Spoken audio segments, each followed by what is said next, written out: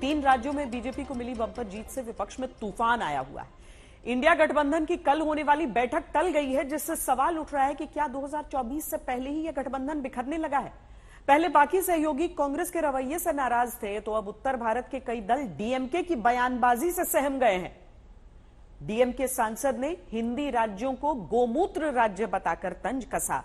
इससे पहले स्टालिन के बेटे उदयनिधि सनातन धर्म की मच्छर, डेंगू, मलेरिया और कोरोना से तुलना करके कांग्रेस की मुसीबतें बढ़ा चुके हैं। ऐसे में हिंदी राज्यों को गोमूत्र राज्य बताने वाला यह बयान इंडिया गठबंधन के कई दलों के लिए सरदर्द बढ़ाने वाला साबित हो सकता है।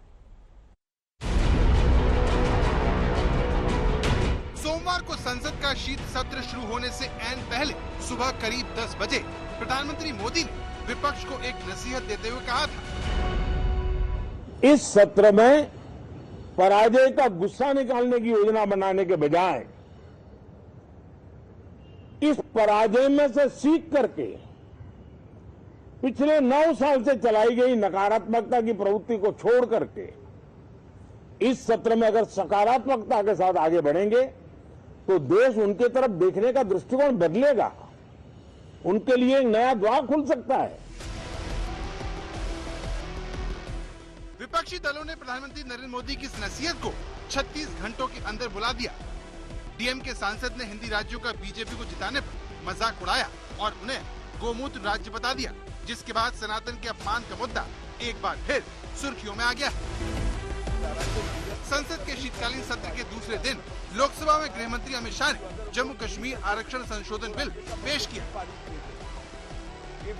इसी पर चर्चा के दौरान धर्मपुरी से डीएमके सांसद सेंथिल कुमार ने बयान दिया, People of this country should think that the power of this BJP is only winning elections and mainly in the heartland states of Hindi and what we generally call as the Gomutra states. You cannot come to South India. You see all the results of what happens in Tamil Nadu, Kerala, Andhra, Telangana and Karnataka. We are very strong over there. So we will not be surprised if you have an option of converting all these states also into union territory so that you can come into indirect power of coming and having, because you can never dream of setting foot over there and taking control of all these southern states.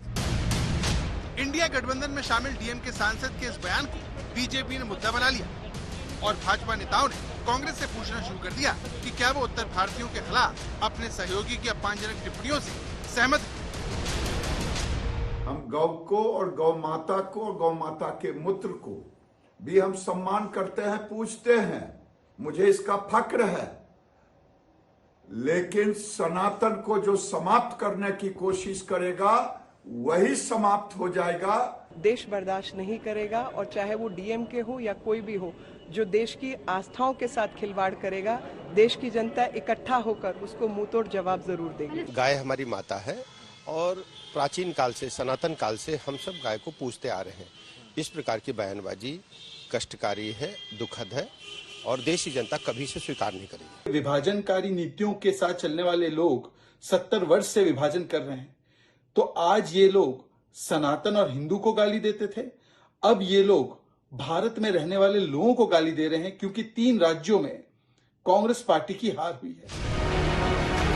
इसी साल सितंबर महीने में तमिलनाडु के मुख्यमंत्री के बेटे और वहां की सरकार के मंत्री उदयनिधि स्टालिन ने सनातन उन्मूलन सम्मेलन में हिस्सा लेकर सनातन धर्म की तुलना डेंगू, मलेरिया, मच्छर, कोरोना से करते हुए कहा कि जैसे इनका विरोध नहीं कर सकते, खत्म करते हैं, उसी तरह बीमारियों जैसे सनातन को खत्म करना है। அமைச்சர் அண்ணன் திரு சேகர்பாபு அவர்களே, கழகத்துடைய சென்னை மேற்கு மாவட்ட கழக செயலாளர் சகோதரர் சிற்றரசு அவர்களே, எனக்கு முன்பு உரையாற்றிய சட்டமன்ற உறுப்பினர் மருத்துவர் சகோதரர் எழிலன் அவர்களே, சங்கத்துடைய தலைவர் அண்ணன் மதுக்கூர் ராமலிங்கம் அவர்களே, திரைக்கலைஞர் சகோதரி ரோகிணி அவர்களே, பொதுச் செயலாளர் திரு ஆதவன் தீட்சண்யா அவர்களே। डीएमके की तरफ से की गई इस बात पर तब कांग्रेस के अंदर से अलग अलग प्रतिक्रिया आई थी। वेणुगोपाल जैसे नेताओं ने इसका बचाव करने की भी कोशिश की। सर्वधर्म समभावना is the Congress ideology. But you have to understand, every political party have their own freedom to tell their views. Congress से आने वाली ऐसी आवाजों को बीजेपी ने 5 राज्यों के चुनाव में बड़ा मुद्दा बनाकर इसे कांग्रेस के खिलाफ जमकर इस्तेमाल किया। ये सनातन की ताकत थी।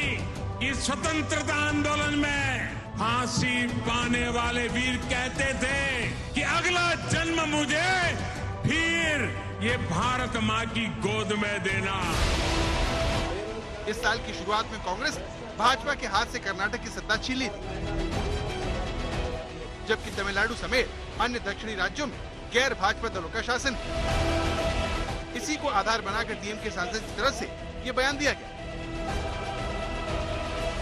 बड़ी बात यह है कि इस बार कांग्रेस छोड़िए समाजवादी पार्टी की तरफ से भी इससे खुद को अलग करने की पूरी कोशिश की गई। इस तरीके से डीएमके सांसद ने गौमूत्र को लेके बयान दिया है, वो बेहद आपत्तिजनक है। समाजवादी पार्टी समझती कि सभी की धार्मिक भावनाओं का सम्मान होना चाहिए, ये देश का संविधान भी कहता है, और डीएमके सांसद को अपने बयान पे माफी मांगनी चाहिए।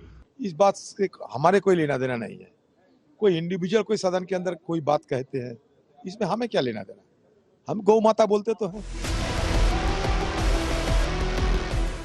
कांग्रेस और बाकी इंडिया गठबंधन के दल इस विवाद से खुद को दूर करने की कोशिश कर रहे हैं, लेकिन जिस तरह से डीएमके सांसद अपने बयान पर माफी नहीं मांगी, उससे बीजेपी कांग्रेस के खिलाफ चुनावों में जमकर कैश करवा सकती है।